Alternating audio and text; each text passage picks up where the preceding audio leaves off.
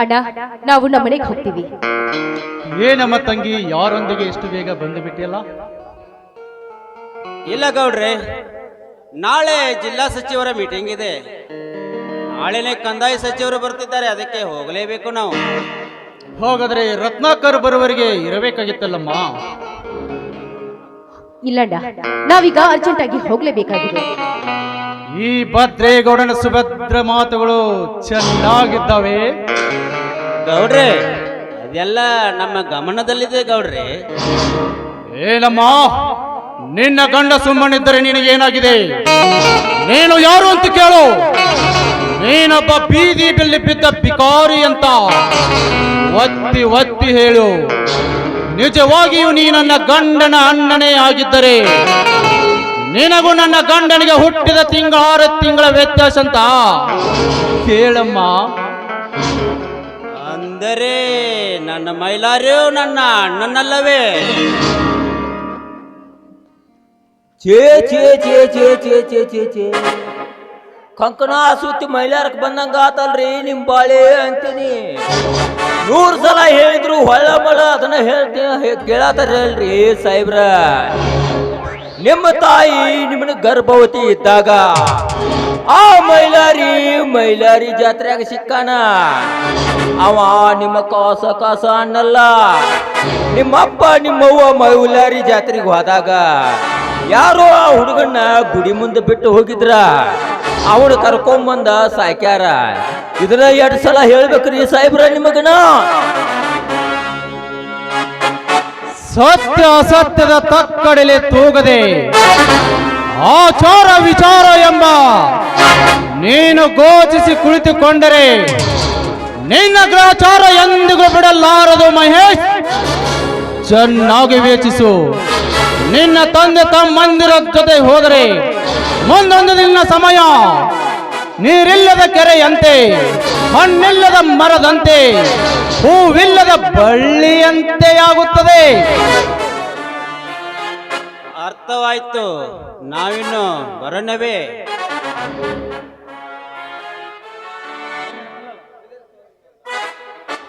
ಅಷ್ಟೇ ಅಲ್ಲ, ಅದಕ್ಕೀಗ ನೀನ ಬೇಗನೆ ಅವನ ಹೊರ ಹಾಕಿ ಈ ಆಸ್ತಿಯಲ್ಲಿ ನಿನ್ನ ತಾಪಕ್ಕೆ ಬರಿಸಿಕೋ. ಆ ನಂತರ ನನ್ನ ತಂಗಿ ನೀನು ಮನೆಯಲ್ಲಿದ್ದಾಗ 25 ತೊಲಿ ಬಂಗಾರವನ್ನು ತೆಗೆದುಕೊಂಡು ಅವತ್ತ ನಿನ್ನ ಹೆಸರಿಗೆ ಒಂದು ಶುಗರ್ ಫ್ಯಾಕ್ಟರಿ ಕಟ್ಟಿಸಿ ಬಿಡುತ್ತೇನೆ. ಆ ನಂತರ ನನ್ನ ತಂಗಿಗೆ 10 ತೊಲಿ ಬಂಗಾರದ ಬಳಿ ಹಾಕಿ ಬಿಡುತ್ತೇನೆ. ಅಂಡರ್ಸ್ಟ್ಯಾಂಡ್?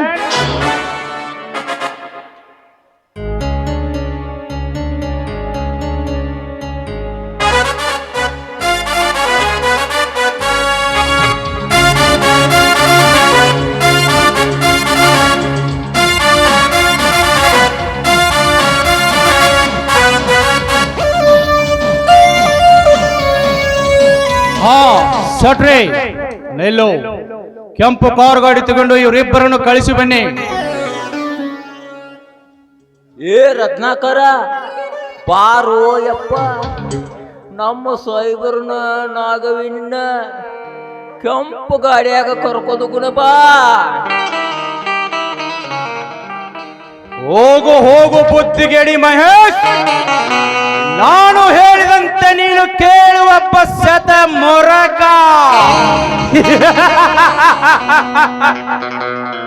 ಹುಳಿ ಹಿಂಡಿದಾಗ ಹಾಲು ಒಡೆದಂತೆ ಈ ಮೇಘರಾಜನ ಕುರುಳು ಸಿಡಿಲಿ ದೊಡ್ಡ ಹೆಮ್ಮರವ ಸಿಳ್ಳಿದಂತೆ ಈ ಭದ್ರೇಗೌಡನ ಕುರುಳು ಸಿಡಿಲಿಗೆ ನಾಳೆ ನಿನ್ನ ಸಂಸಾರ ಒಡೆದು ಹೋಗುವುದು ಖಂಡಿತ ಮೈಲಾರಿ. ಓ ನಂತರ ನನ್ನ ತಂಗಿಯಮ್ಮ ನಾಗವಿನಿ ನಿನ್ನ ನಾಗರಹವಾಗಿ ನಿಮ್ಮನ್ನು ಕಚ್ಚಲು ಬಂದಿದ್ದಾಳೆ. ನಿಮ್ಮೆಲ್ಲರನ್ನು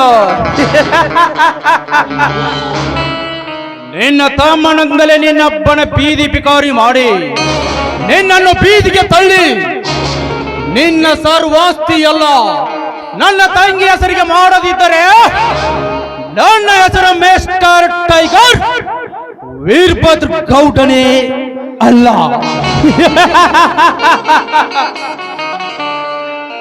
ರತ್ನಾಕರ್.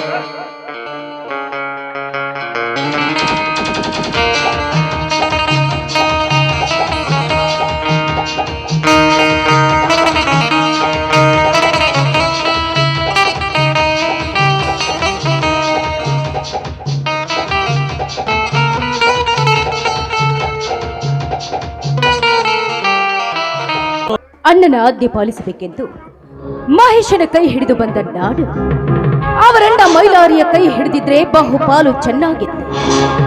ಆ ರತ್ನಾಕರಣ ಒಳಗಣ್ಣಿನ ಕಿರಿನೋಟ ನನ್ನನ್ನ ಕೀಟಲಿಯಂತೆ ಕಾಡ್ತಾ ಇದೆ. ಅದ್ಯಾವ ಆಸೆ ಕೈಗೂಡುತ್ತೋ ಅಂತ ನೋಡೋಣ.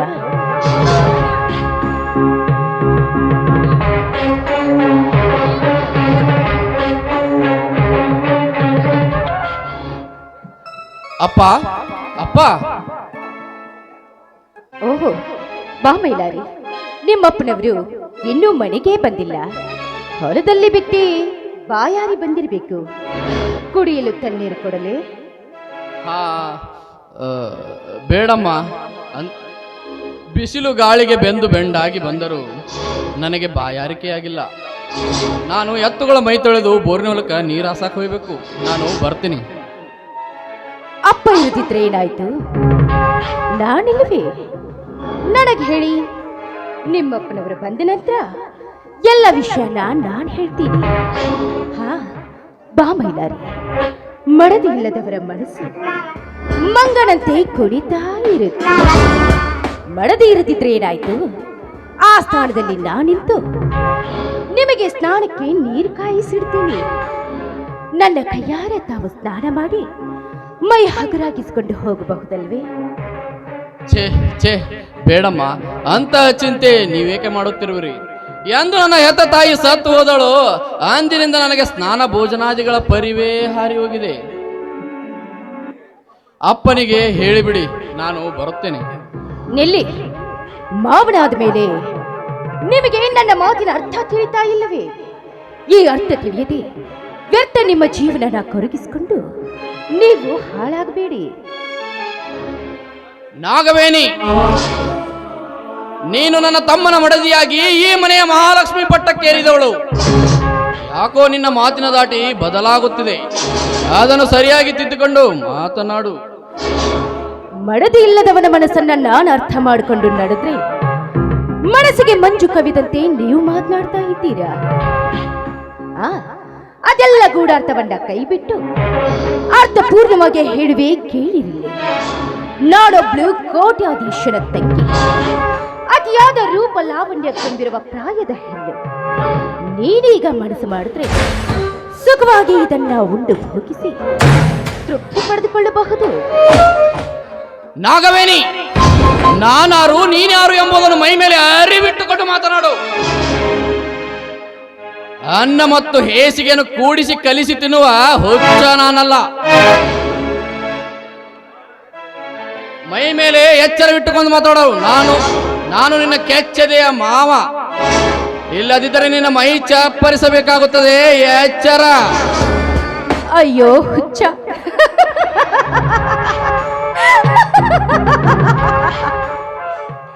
ಇನ್ನು ನೀನು ಹಳೆ ಕಾಲದಲ್ಲೇ ಇದ್ದಂತೆ ಕಾಣುತ್ತೆ. ಸತ್ಯವೇ ನನ್ನ ಉಸಿರೆಂದು ಹೆಸರಾದ ಸತ್ಯ ಹರಿಶ್ಚಂದ್ರ ಸುಡುಗಾಡು ಕಾಯ್ದ. ಅವನಂತೆ ಸತ್ಯ ಸತ್ಯವೆಂದು ನೀ ಹಠ ಹಿಡಿದ್ರೆ ನೀನು ಸುಡುಗಾಡು ಕಾಯಬೇಕ. ಅದನ್ನ ಮರೆತು ನನ್ನನ್ನ ಬೆರೆತುಕೊಂಡ್ರೆ ನೀನು 2 ಸಾಮ್ರಾಜ್ಯದ ದೊರೆಯಾಗುತ್ತೀಯ. ವಿಚಾರ ಮಾಡು. ನಾಗವೇಣಿ, ಕಾಮದ ಪಿತ್ತ ನೆತ್ತಿಗೆರೆದ ನಿನಗೆ ಲತ್ತೆಯ ಪೆಟ್ಟೆ ಸಾಕ್ಷಿ. ತಮ್ಮನ ಮಡದಿಯನ್ನು ಮೋಹಿಸುವಷ್ಟು ನೀಚ ನಾನೆಲ್ಲ. ದೂರ ಸರಿದು ನಿಲ್ಲಾಚೆಗೆ, ನಿರ್ಲಜ್ಜ ಹೆಣ್ಣೆ. ನೀ ಬಡಿದು ಬುದ್ಧಿ ಕಲಿಸಿದ್ರು ತಪ್ಪೇನೂ ಇಲ್ಲ, ಒಪ್ಕೊಳ್ತೀನಿ. ಆದ್ರೆ ವಿರಹದರು ಎಲ್ಲಿ ಬಳಲಿ ಬೆಂಡಾದ ನಾಡು ನಿನ್ನ ಶಕ್ತಿ ಸಾಮರ್ಥ್ಯ ನಿನ್ನ ರೂಪಕ್ಕೆ ತುಂಬಾ ಬೆರಗಾಗಿ ಮಾರು ಹೋಗಿದ್ದೇನೆ. ಒಂದೇ ಒಂದು ಸಲ ನನ್ನನ್ನು ನಿನ್ನ ತೋಟಕ್ಕೆಯಲ್ಲಿ ಬಿಗಿದಪ್ಪಿ ನನ್ನ ಆಸೆಯನ್ನ ತೃಪ್ತಿಪಡಿಸುವ ಬಾ.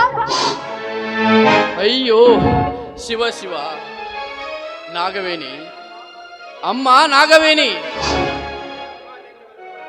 ಈ ಸಮಾಜಕ್ಕೆ ವಿರೋಧವಾಗಿ ನಡೆದುಕೊಳ್ಳಬೇಡಮ್ಮ. ನಿನಗೆ ಕೈ ಮುಗಿದು ಕೇಳಿಕೊಳ್ಳುತ್ತೇನೆ. ಅಣ್ಣನ ಹೆಂಡತಿ ತಾಯಿಯ ಸಮಾನ, ತಮ್ಮನ ಮಡದಿ ಮಗಳಿಗೆ ಸಮಾನವೆಂದು ಧರ್ಮ ಸಾರಿ ಹೇಳುತ್ತದೆ ಅಮ್ಮ. ಈ ಒಂದು ಆಲೋಚನೆಯನ್ನು ಕೈ ಬಿಡಮ್ಮ. ನಿನಗೆ ಮತ್ತೊಮ್ಮೆ ಕೈ ಮುಗಿದು ಬೇಡಿಕೊಳ್ಳುತ್ತೇನೆ. ನಿಮಗೆ ಬುದ್ಧಿನೇ ಇಲ್ಲ. ಎಷ್ಟೋ ಜನ ತನ್ನತ್ತಿಗೆಯನ್ನೇ ಬಲತ್ಕರಿಸಿ ತಮ್ಮನ ಹೆಂಡತಿಯನ್ನೇ ಮೋಹಿಸಿ ಬದುಕ್ತಾ ಇರೋರನ್ನ ಇಂದು ನಾನು ನೀನು ಕೂಡ ಕಣ್ಣಾರೆ ನೋಡ್ತಾನೇ ಇದ್ದೀವಿ. ಅಂಥದ್ರಲ್ಲಿ ನಾನು ನಿನ್ನನ್ನ ಪ್ರೀತಿಸಿ ನಿನ್ನ ಮೇಲೆ ಮನಸ್ಸು ಮಾಡಿದ್ದು ತಪ್ಪೇ? ಹೇಳಿ. ಕಾಮದ ಪಿತ್ತನೆತ್ತಿಗೇರಿದ ನಿನಗೆ ಲತ್ತೆ ಪಟ್ಟೆ ಸಾಕ್ಷಿಯತ್ತ ಕಾಳುತ್ತೆ. ತಾಳು.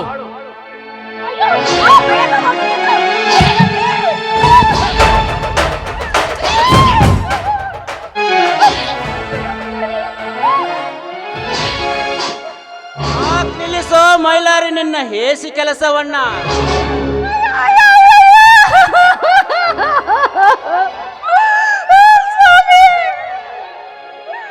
ಸಮಯಕ್ಕೆ ಸರಿಯಾಗಿ ಬಂದು ನನ್ನ ಮಾನವನ್ನ ಕಾಪಾಡಿದ್ರೆ, ಇಲ್ಲ ಅಂದಿದ್ರೆ ಹೇಳಿದ್ದ ನನ್ನ ಶೀಲಾಡಿ ಹಾಳಾಗ್ತಿತ್ತು. ನಾಗವೇಣಿ, ಎಲ್ಲ ಮೋಸಗಾರ, ತಮ್ಮನ ಹೆಂಡತಿ ಎಂದು ಮರೆತು ಅವಳನ್ನು ಬಲಾತ್ಕಾರ ಮಾಡಲಿಕ್ಕೆ ಬಂದಿದ್ಯಾ ನಾಲಾಯ್? ನಾನ್ ನಿನ್ನನ್ನು ಸುಮ್ಮನೆ ಬಿಡುವುದಿಲ್ಲ. ಏನ್ ಮಾಡ್ತೀನಿ ನೋಡ್ತಾ ಇರೋ. ಸಾಕು, ಮುಗಿಸಪ್ಪ ನೀನು ಕೋಪನ. ನಾನು ನನ್ನ ತಮ್ಮನ ಹೆಂಡತಿ ಬೇಡ ಬೇಡ ಅಂತ ನಾನು ಎಷ್ಟೇ ಬಡಬಡ್ಕೊಂಡ್ರು ನನ್ನ ಶೆರಗ್ ಹಿಡಿದ ಎಳೆದಾಡ್ದನ್ರಿ. ನಾನು ನಿಮ್ಮ ತಮ್ಮನ ಹೆಂಡತಿ, ನಿನಗೆ ಮಗಳ ಸಮಾನ ಆಗಿದ್ದಂಗ. ಬೇಡ ಬೇಡ ಅಂತ ಕಾಲಿಗೆ ಬಿದ್ರು ಬರ್ಬಲಿನಿಂದ ಬಡದ್ರು.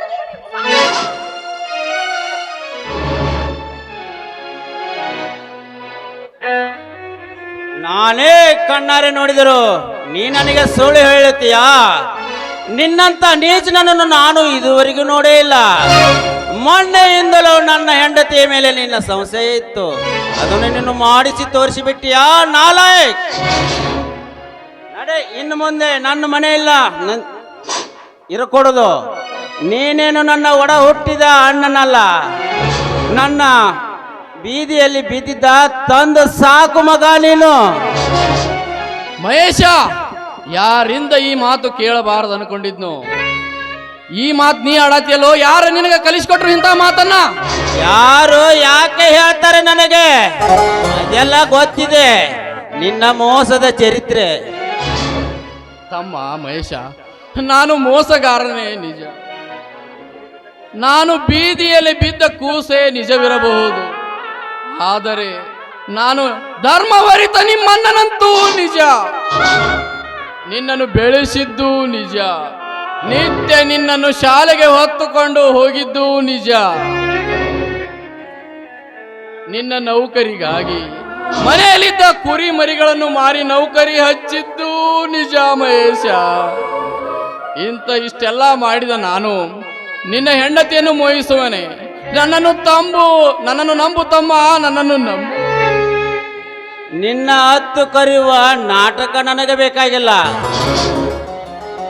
ಮೊದಲು ಈ ನನ್ನ ಮನೆಯನ್ನು ಬೆಟ್ಟ ತೊಲಗೋ, ಇಲ್ಲ ಅಂದ್ರೆ ನಾನೇ ನೇಣು ಹಾಕಿಕೊಂಡು ಪ್ರಾಣನ ಬಿಡ್ತಾನೆ. ಮಹೇಶ, ಇಂಥ ಕೆಟ್ಟ ಕೆಲಸ ಮಾಡಬೇಡಪ್ಪ. ನೀವೊಬ್ಬ ಚಂದಿದ್ರೆ ಸಾಕ. ನೀ ನನ್ನ ತಮ್ಮ ದೊಡ್ಡ ಸಹಾಯವಾದನಂದ್ರೆ ಅದ ನನಗೊಂದು ದೊಡ್ಡ ಬಂಗಾರು. ಈ ಹೊಲ ಮನಿ ಯಾರಿಗ ಬೇಕಾಗೈತು ತಮ್ಮ? ಮೊದಲು ಹೊಲ ಇತ್ತ, ಮನಿ ಇತ್ತ, ಆದ್ರೆ ನನಗೆ ದುಡಿಯೋದು ತಪ್ಪಿತ್ತು ಏನಪ್ಪ. ಹಂಗ ಮನಿ ಬಿಟ್ಟು ಹೊರಗೆ ಹೋದ್ರು ನನಗೇನು ದುಡಿಯೋದು ತಪ್ಪಂಗಿಲ್ಲ. ಆದ್ರ ನನ್ನ ಹೆತ್ತ ತಂದಿನ ಚಂದಗೆ ನೋಡ್ಕೋರಪ್ಪ. ನಿನ್ನ ಕಾಲಿಗೆ ಬೀಳ್ತಾನೆ.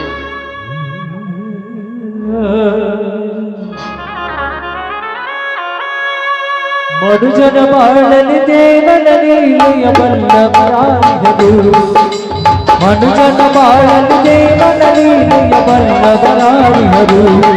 ಬೇಡಿಸಿ ಬಂದು ಬಳಗವ ನೀಡಿ ಬಿಡುವರು. ಬೇಗೆಣಿಸಿ ಬಂದು ಬಳಗವ ನೀಡಿ ಬಿಡುವನು ಸಾಕೆಣಿಸುವ ಜೊತೆಗೆ ತರುವನು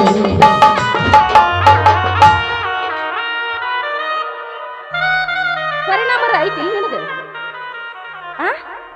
ನಾನೇನು ಹೇಳ್ತಿ ಅವ್ವ ವಾಲ್ಯವ ಹೇಳು.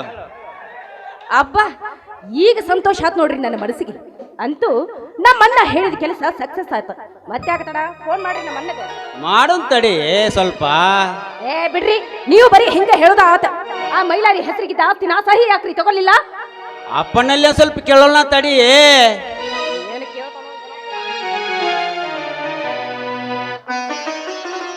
ಅಯ್ಯೋ ಯಾಕ್ರು ಒಬ್ರಿಗೊಬ್ರು ಏನೋ ಗುಸುಗುಸು ಮಾತಾಡ್ತಿದ್ದಿರಲ್ಲ, ಯಾಕೆ? ನನ್ನ ಮಗ ಮೈಲಾರಿ ಬಂದಿದ್ನಾ? ಬಂದಿದ್ದ ಬಂದಿದ್ದ ಬಂದು ನನಗೆ ಹೋಳ್ಗಿ ಸೀಕರ್ನಿ ನಾವು ಉಣಬಡಿಸಿ ಇವರ ಕೈಯಾಗ ಒಂದು ಖಾಲಿ ಚಂಬು ಇಟ್ಟ ಹೋದ. ಅಂದರೆ ನಿಮ್ಮ ಮಾತಿನ ಅರ್ಥ ಒಂದು ತಿಳಿವಾತವ ನನಗ. ಹಾಗಾದ್ರೆ ಕೇಳು, ಆ ನಿನ್ನ ಮೈಲಾರಿ ಇವಳನ್ನು ಬಲಾತ್ಕಾರ ಮಾಡಲಿಕ್ಕೆ ಬಂದಿದ್ದನಂತೆ. ಇವಳು ಬೇಡ ಬೇಡ ಎಂದು ಚೀರಾಡಿತಾ ಇದ್ದಾಗ ಇವಳನ್ನು ಬಾರು ಕೋಲಿನಿಂದ ಹೇಗೆ ಹೊಡೆದಿದ್ದಾನೆ ನೋಡು. ಅಪ್ಪ ಹೇಗೆ ಬಂದಿದ್ದಾಳೆ ನೋಡು ಬಾಸುಕಿಯನ್ನ. ಅಯ್ಯೋ ದೇವ, ನಾನಿದನ್ನು ನಂಬಲೆ, ನಾನಿದನ್ನು ನಂಬಲೆ. ನನ್ನ ಮಗ ಮೈಲಾರಿ ಇಂಥ ತಪ್ಪು ಮಾಡುವನಲ್ಲಮ್ಮ. ನನ್ನ ಇದರಲ್ಲಿ ಏನೋ ಮೋಸವಿದೆ, ಏನೋ ಮೋಸವಿದೆ. ಇದರಲ್ಲಿ ಮೋಸವಿದೆ. ನಾನೇ ಕಣ್ಣಾರೆ ಕಂಡರು ಇದು ಸುಳ್ಳನ, ಇದು ಮೋಸವಲ್ಲ. ತಂದೆಯಾಗಿ ನೀನು ನನಗೆ ಮಾಡುತ್ತಿರುವುದು ಮೋಸ. ಬೀದಿಯಲ್ಲಿ ಬಿದ್ದಿದ್ದ ಯಾವನೋ ಒಬ್ಬ ಭಿಕಾರಿನೇನು ತಂದು ಈ ಒಣೆ ನಿನ್ನ ಅಣ್ಣನನ್ನು ನನ್ನ ನಂಬಿಸಿ ನನ್ನ ಬೆನ್ನಿಗೆ ಚೂರಿ ಹಾಕ್ತೀಯಲ್ಲ, ಇದು ಮೋಸ. ಈಗ ನೀನು ನನ್ನ ತಂದೆನೇ ಅಲ್ಲ, ನನ್ನ ಹಾಲಿನಂತ ಸಂಸಾರದಲ್ಲಿ ವಿಷ ಬೆರೆಸಿದ ಕುಲಕಂಟುಕ ನೀನು. ಕುಲಕಂಟಕಡೆ, ನಾನೊಬ್ಬ ಕುಲಕಂಟಕಡೆ. ಅಯ್ಯೋ ಗುರುಚಿದ್ದಲಿಂಗಿ, ಅಯ್ಯೋ ನೀನೇ ಹೇಳಪ್ಪ. ಈ ನನ್ನ ಎರಡು ರೆಟ್ಟೆನು ಮುರಿದು ಕೂಲಿ ನಾಲಿ ಮಾಡಿದ ನಾನೊಬ್ಬ ಕುಲಕಂಟಕಡೆ. ನನ್ನ ಮಗ ದೊಡ್ಡ ಸಾಹೇಬನಾಗಿ ಬರಲೆಂದು ಇಡೀ ಊರಿನಲ್ಲಿ ಯಾರಲ್ಲಾದರೂ ಕೇಳಿ ಸಾಲ ಸೂಲ ಮಾಡಿ ನಿನ್ನ ನೌಕರಿಗೆ ಹಚ್ಚಿದನಲ್ಲ. ಅಯ್ಯೋ ನಾನೊಬ್ಬ ಕುಲಕಂಠನೇ. ಹೇಳ ಮಗನೇ ನೀನು.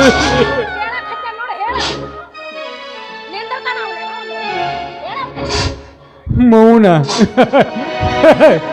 ಮೌನವಾಗೋದು ಸಹಜ. ಸತ್ಯ ಹೇಳಿದರೆ ಎದ್ದು ಬಂದು ಎದಿಗೆ ಒದ್ದಂತೆ. ಹೇ ಹೇ ನಿನ್ನ ತಾಯಿ ನಿನ್ನನ್ನು 9 ತಿಂಗಳು ಹೆತ್ತು ತನ್ನ ಹೊಟ್ಟೆಯನ್ನು ಕೈಸಿದುಕೊಂಡು ಇನ್ನೊಬ್ಬರ ಮನೆಯಲ್ಲಿ ಕೂಲಿ ನಾಲಿ ಮಾಡಿ, ಅಯ್ಯೋ ದೇವರೇ, ಇನ್ನೊಬ್ಬರ ಬಟ್ಟೆಯನ್ನು ತಿಕ್ಕಿ ಅವರ ಮುಸುರೆಯನ್ನು ತೊಳೆದು ನಿನ್ನನ್ನು ಸಾಕಿದಳಲ್ಲ. ಹೇ ನಿನ್ನ ತಾಯಿ ನಾನು ಕುಲಕಂಟಕ. ಅಯ್ಯೋ ದಾರಿ ತಪ್ಪಿಸಿ ನೀನೇನಾದರೂ ಮಾತನಾಡಿದರೆ ಇವತ್ತೇ ನಿನ್ನ ಕರ್ಕೊಂಡು ಹೋಗಿ ಅನಾಥಾಶ್ರಮಕ್ಕೆ ಬಿಡಬೇಕಾಗುತ್ತದೆ. ಹುಷಾರ. ಅಯ್ಯೋ ದೇವ, ಎಂತಹ ಮಾತಪ್ಪ ಇದು, ಎಂತಹ. ನನ್ನನ್ನು ಅನಾಥಾಶ್ರಮಕ್ಕೆ ಸೇರ್ತೀಯಲ್ಲ. ಛೀ, ನೀ ನನ್ನ ಮಗನಲ್ಲ, ನೀನೊಬ್ಬ ಬೇರೆ ಗರತಿ ಮಗ. ಹೇ ಈ ನನ್ನ ಒಡಲಿನ ತಾಪ ನನ್ನಿಷ್ಟ ಮರಗ ಸಾಕತ್ತಿ ಅಂದ್ರ ಈ ನನ್ನ ಒಡಲಿನ ತಾಪ ಒಂದೊಂದು ದಿನ ನಿನಗೆ ಬಿಡಲಿಲ್ಲ ಶಾಪ. ಅಪ್ಪ ಅಪ್ಪ, ಆ ಭಿಕಾರಿಯನ್ನು ನಂಬಿ ನನಗೆ ಮೋಸ ಹಾಕ್ತೀಯ. ಅವನ ನಿನ್ನ ಮಗನೋ ಏನ ನಾನು ನಿನ್ನ ಮಗನೋ? ಇಲ್ಲ ಹೇಳು, ಸತ್ಯವಾಗಿ ಹೇಳು. ಇಲ್ಲ ಇಲ್ಲ ಇಲ್ಲ, ಅವನೇ ನನ್ನ ಹಿರಿಯ ಮಗ, ಅವನೇ ನನ್ನ ಹಿರಿಯ ಮಗ ಕಣೋ. ಹಾಗಾದ್ರೆ ಅವನೇ ನಿನ್ನ ಮಗ ನಿಜವಾಗಿದ್ರೆ ಈ ಮನೆಯಲ್ಲಿ ಇಂದು ಆಸ್ತಿಯಲ್ಲಿ ಭಾಗ ಮಾಡಿ ನನ್ನ ಪಾಲು ನನಗೆ ಕೊಟ್ಟು ಬಿಡು. ಇಲ್ಲ ಅಂದ್ರೆ ನಿನ್ನನ್ನು ಈ ಮನೆಯಿಂದ ಹೊರಗೆ ಹಾಕಿ ಈ ಮನೆಗೆ ಕೀಲಿ ಹಾಕ್ತೀನಿ. ಹೋಗ್ರಿ ನೀವು, ಈ ಮನೆಯಿಂದ ನನ್ನನ್ನು ಹೊರಗೆ ಹಾಕುವ ಹೊರಗೆ ಹಾಕುವಷ್ಟು ಕಟಕನ ಆದೇನಪ್ಪ ನೀನು ಕಟಕನ. ಅಯ್ಯೋ ದೇವ, ಗುರು ಸಿದ್ಧಲಿಂಗೇಶ ನೀನೇ ಹೇಳಪ್ಪ. ಅವನು ಬಂದು ಹೇಳ್ಬೇಕ ನಿನಗ ಹೇಳ ಕರ್ಮವ ಯವ್ವ. ಏಯ್, ನೀವೇನ್ ಹೋಗ್ರಿ, ಮಾಡ್ಬೇಕು ಅಂತ ಬರ್ರಿ. ಎಲ್ಲರೂ ನಾನೇ ಹೇಳ್ಬೇಕು.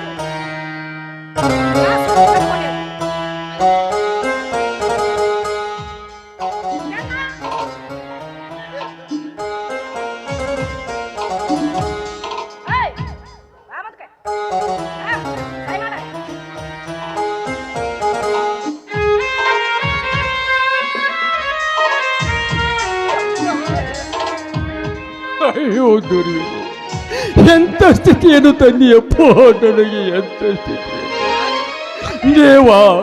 ಇದನ್ನು ಕಣ್ಣಾರೆ ನೋಡಿ ನಾನಿಲ್ಲಿ ಇರುವುದೇ ಬೇಡ ಬೇಡ, ಈ ಮನೆಯಲ್ಲಿ ಇರುವುದಿಲ್ಲ, ನಾನಿನ್ನು ಹೊರಟು ಹೋಗ್ತೇನೆ. ಈಗಲೇ ಹೋಗಿ ಕೈ ಬಾಳಿ ರೀ,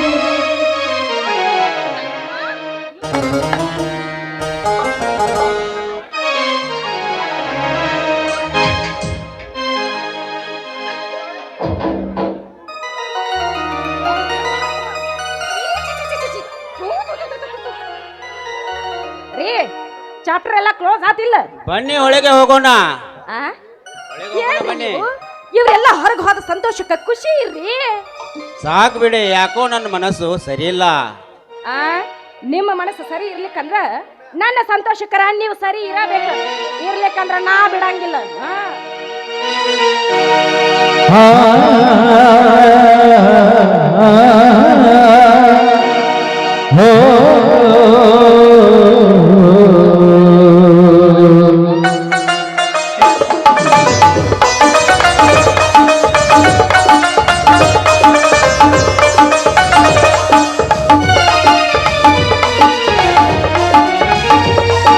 ಮನಸೂನಿ ಕನಸೂನಿ ಬಂಗಾರಿ ನನ್ನ ಪ್ರೀತಿಗೆ ಸೋತು ಹೋದೆನೆ.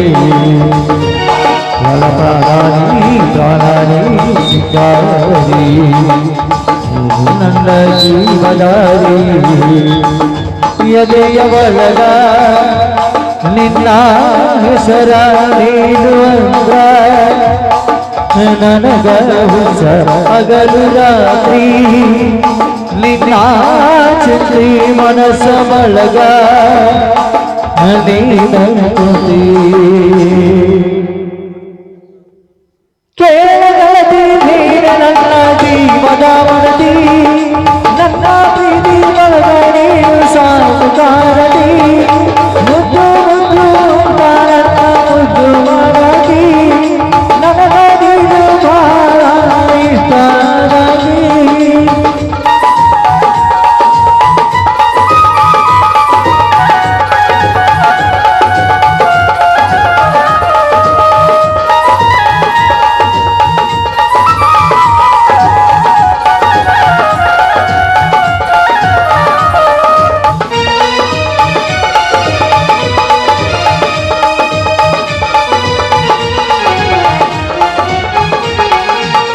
ನನ್ನ ನಿನ್ನ ಪ್ರೀತಿ ಬಹಳ ದಿನದಿಂದ ಐತಿ, ದೇವರು ಕೊಟ್ಟ ವರದಿ.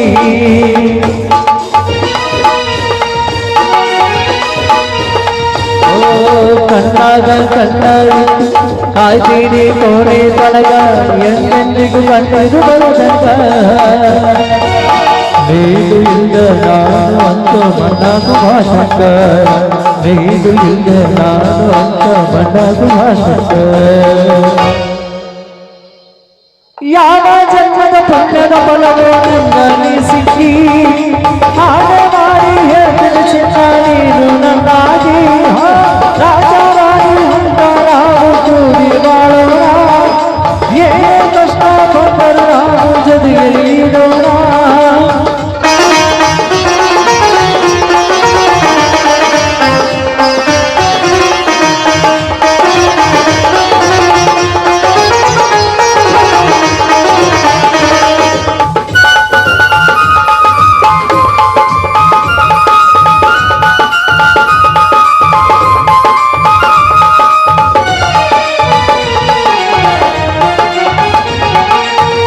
ಅವಳ ರತ್ನದಂಗ ಹೊಳಿತೈತಿ ನಿನ್ನ ಅಂಗ ನೀ ನನ್ನ ಜೀವ ಕಾರಣ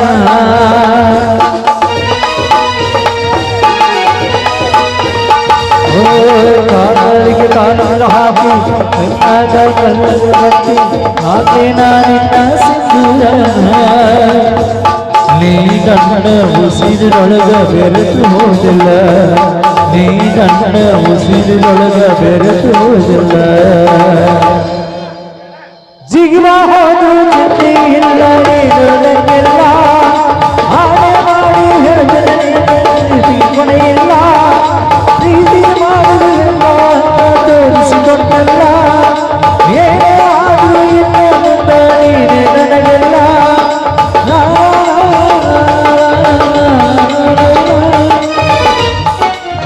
ಬಾ ನಾಗವೇಣಿ ಒಳಗೆ ಹೋಗುನು ಬಾ. ನಗುದ್ ನಿನ್ನ ಇತಿಹಾಸದಾಗ ಬಂದಂಗ ಕಾಣಂಗಿಲ್ಲ ಅದು ಏನತ್ತು ಕೊಟ್ಟು ಯಾರಿಗ ಗೊತ್ತ ನಮ್ಮ ಅಣ್ಣ